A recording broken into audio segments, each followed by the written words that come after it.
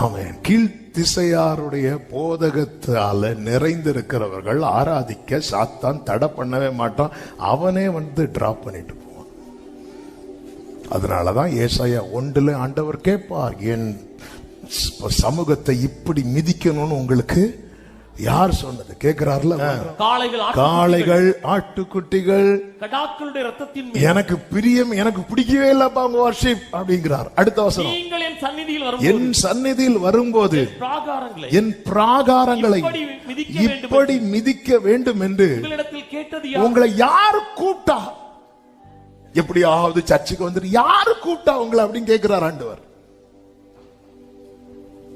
காயினை உன்னை யாரு கூப்பிட்டாங்க? எப்படியாவது வந்துருங்க, எப்படியாவது வந்துருங்க. உங்களுக்கு வருத்தமா, கண்ணீரா, நஷ்டமா, குஷ்டமா, யார் கூப்பிட்டான்னு கேட்கிறார் ஆண்டவர். என் சமூகத்துல என்னை பிரியப்படுத்தவா?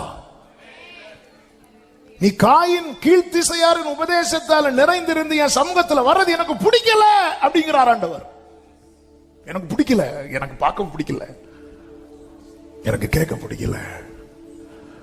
இந்த காயின் வந்து முதற் பலனை கொண்டு வந்து வைக்கிறான், ஃபர்ஸ்டா கொண்டு வந்து வைக்கிறான், பெஸ்டா தான் கொண்டு வந்து வச்சான் அவனை பொறுத்த வரைக்கும்.